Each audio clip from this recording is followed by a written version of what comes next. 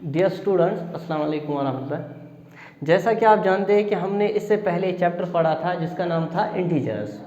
तो इंटीजर्स को मैं थोड़ा सा रिपीट करना चाहूँगा यहाँ पे, क्योंकि हम जो चैप्टर पढ़ने जा रहे हैं जिसका नाम है फ्रैक्शंस, तो फ्रैक्शंस को समझने के लिए हमें इस चीज़ की ज़रूरत पड़ेगी। हमें मालूम होना चाहिए कि इंटीजर्स होते क्या है। तो अगर हम इंटीजर्स की बात करेंगे तो इंटीजर्स क्या होते हैं। अगर हम इंटीजर्स को डिफ़ाइन करेंगे तो इंटीजर्स होते हैं all natural numbers. Natural number होते हैं यानी जो भी नंबर्स जिनको हम जैसे किसी भी चीज़ को हम काउंट करते हैं तो काउंटिंग नंबर जो भी होते हैं उनको हम कहते हैं नेचुरल नंबर्स। तो यहाँ पे जब इंटीजर्स हम डिफ़ाइन करेंगे तो इंटीजर्स में हम लिखते हैं ऑल नेचुरल नंबर्स।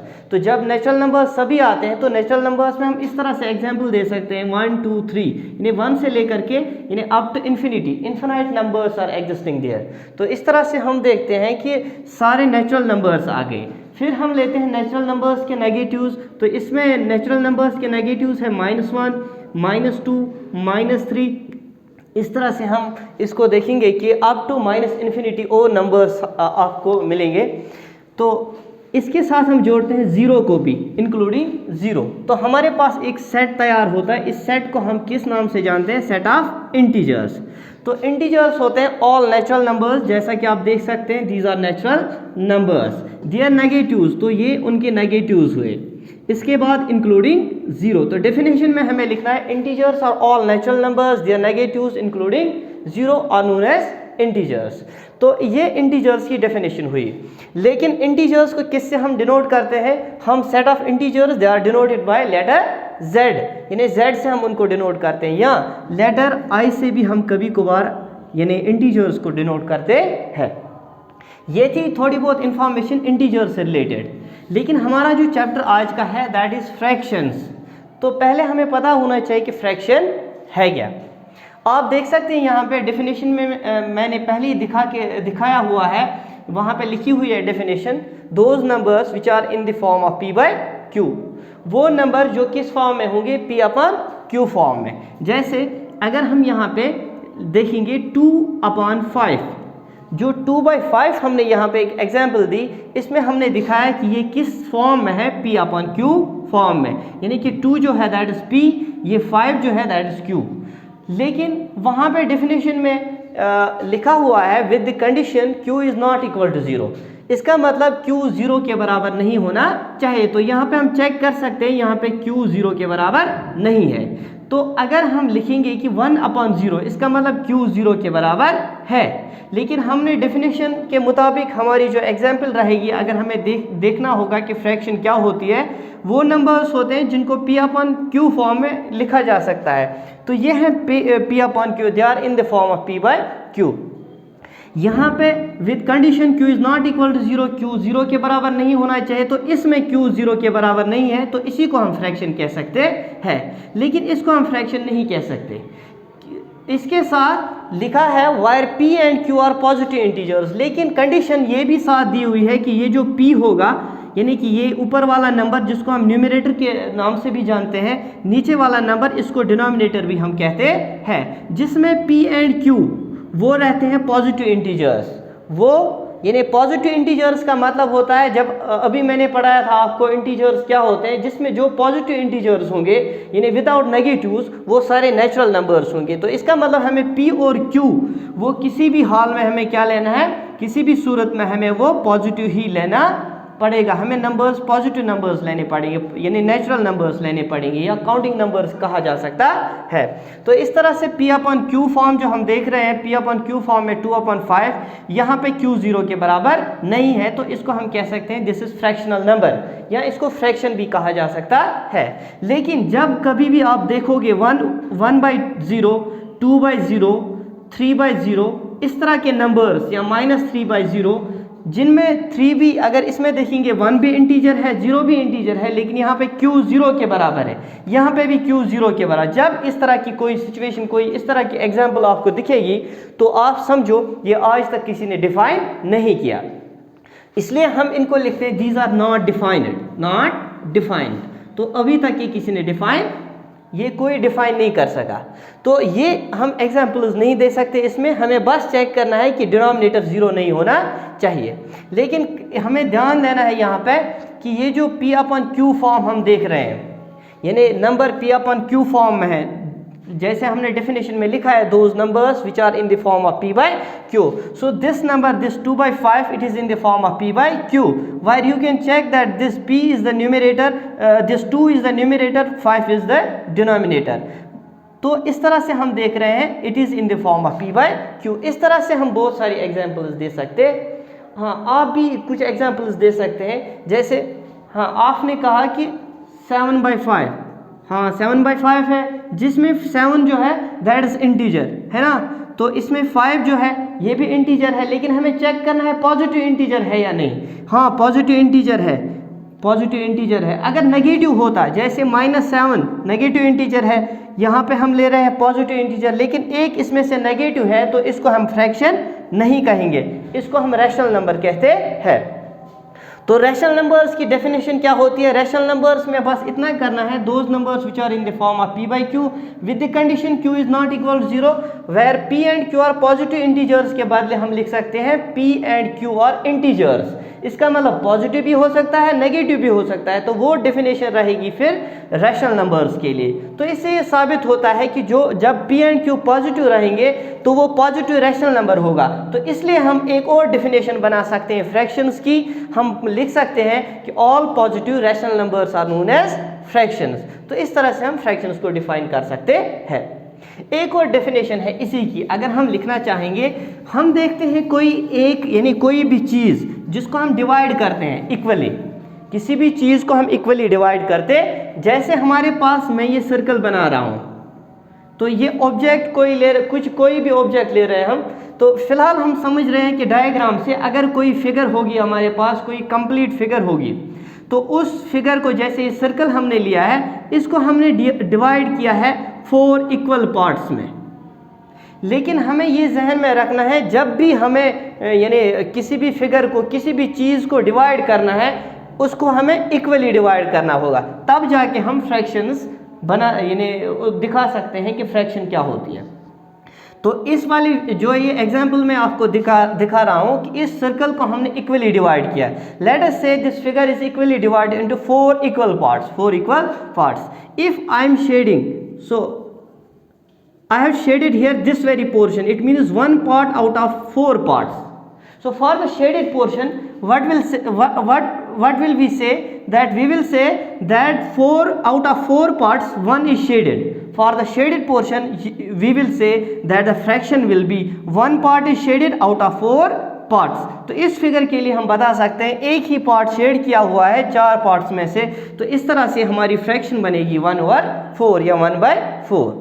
लेकिन अगर हम आपसे पूछा जाएगा कि आपसे ये पूछा जाएगा आप बता अनशेडेड के लिए क्या होगा, बता सकते हैं आप?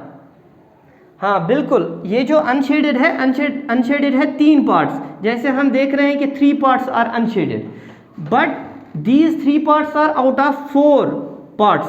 This figure is equally divided into 4 parts, that's why we are saying that the total parts in this figure are 4। तो इसमें टोटल पार्ट्स 4 है, 3 है अनशेडेड, तो उसके लिए फ्रैक्शन बनेगी 3/4। तो इसीलिए हम दूसरे तरीके से भी इसकी डेफिनेशन लिख सकते हैं, एनीथिंग, कोई भी चीज़ that is equally divided into parts, जब वो बराबर हिस्सों में तकसीम होगी, ईच पार्ट, चाहे कोई भी पार्ट, उस यहाँ बहुत सारे पार्ट्स को उसमें से लिया जाएगा, ऑफ द होल थिंग, उस पूरी चीज़ में। जैसे हमने ये सर्कल यहाँ पे कंसिडर किया, अभी मैं एक एग्जांपल और दूंगा जिससे आपकी समझ में आएगा, तो उसको हम फ्रैक्शन कहते हैं। इसका मतलब एक हिस्सा या बहुत सारे हिस्से जो होते हैं उसी फिगर के, उसी चीज़ के, तो उससे हमें पता चलता है दैट इज़ द फ्रैक्शन। तो यहाँ पे जैसे शेडेड पोर्शन के लिए there is 1 part is shaded, तो शेडेड पोर्शन के लिए 1/4 फ्रैक्शन हुई, अनशेडेड के लिए 3/4 फ्रैक्शन हो गई। तो इस तरह से हमने समझा कि फ्रैक्शंस होती क्या है। तो रियल लाइफ एग्जांपल में अगर आप देखना चाहोगे, एक चॉकलेट है, अगर मान लो कि हम रेक्टेंगुलर लेते हैं, ये मान लो कि एक चॉकलेट है, अगर इस चॉकलेट को हमने इक्वली डिवाइड किया 1 2 3 4 5 है ना 6 7, 1 2 3 4 5 6 7। लेकिन हमें यहाँ पे ध्यान रखना है ये फिगर जो है ये इक्वली डिवाइड होनी चाहिए, हर एक हिस्सा बराबर बराबर का होना चाहिए, तब ये फ्रैक्शन हम उसमें दिखा सकते हैं फ्रैक्शन क्या होती है, पार्ट उसमें कौन सा है, कितने पार्ट्स हैं, उनके लिए फ्रैक्शन कैसे दिखाई जाएगी। लेकिन ध्यान में रखना है कि वहाँ पे हमें क्या करना पड़ेगा, हमें फिगर को इक्वली डिवाइड करना होगा। तो जब हमने इसको इक्वली डिवाइड किया, यहाँ पे भी हम दिखा सकते हैं, अगर हमने एक पार्ट शेड किया तो शेडेड के लिए 1 बाय, हम देखेंगे पहले काउंट करेंगे टोटल पार्ट्स 1 2 3 4 5 6 7, तो 7 पार्ट्स में से एक शेड किया हुआ है, तो शेडेड पोर्शन के लिए फ्रैक्शन बनेगी 1/7। इसी तरह अगर हम आपसे पूछा जाता कि हाँ हमने यहाँ पे 2 पार्ट शेड किए, 2 इक्वल पार्ट्स हमने शेड किए, तो इसके लिए फ्रैक्शन क्या बनेगी, बिल्कुल इसके लिए फ्रैक्शन बनेगी 2 parts are shaded out of 7 parts, तो फ्रैक्शन बनेगी 2/7। तो इस तरह से हम देखते हैं, अगर अनशेडेड के लिए फ्रैक्शन दिखानी होगी, फ्रैक्शन लिखनी होगी, तो हम लिख सकते हैं यह शेडेड के लिए है, शेडेड पार्ट के लिए फ्रैक्शन है। अगर अनशेडेड के लिए हमें दिखानी होती फ्रैक्शन, तो हम देखते हैं अनशेडेड कितने पार्ट्स हैं, 1 2 3 4 5, इसका मतलब 5 parts are unshaded out of how many, total parts are 7, तो इस तरह से फ्रैक्शन बनेगी 5/7। तो यह है कि फ्रैक्शंस के लिए हम कैसे ये जो है यानी फिगर्स दिखा सकते हैं, किस तरह से हम फ्रैक्शन समझ सकते हैं रियल लाइफ एग्जांपल से रिलेटेड। अगर हम रियल लाइफ एग्जांपल्स लेंगे तो उनको मद्देनज़र रख के हम किस तरह से समझ सकते हैं कि फ्रैक्शन होती क्या है। तो हमने डिस्कस किया फ्रैक्शंस। तो फ्रैक्शंस क्या सीखा हमने कि कोई भी चीज़ उसको पहले हमें इक्वली डिवाइड करना होगा, फिर एक पार्ट हो या बहुत सारे पार्ट्स हों तो उनके लिए हम दिखा सकते हैं फ्रैक्शन। ये है फ्रैक्शन। अब है types of fraction, types of a fraction. जैसे यहाँ पे मैंने यहाँ पे 2 ही डेफिनेशन डिस्कस की है, प्रॉपर फ्रैक्शन और इम्प्रॉपर फ्रैक्शन। लेकिन हम कुछ नाम लिखेंगे यहाँ पे टाइप्स ऑफ फ्रैक्शंस क्या क्या है, फ्रैक्शंस में कितनी यानी फ्रैक्शंस कितने किस्म की हैं।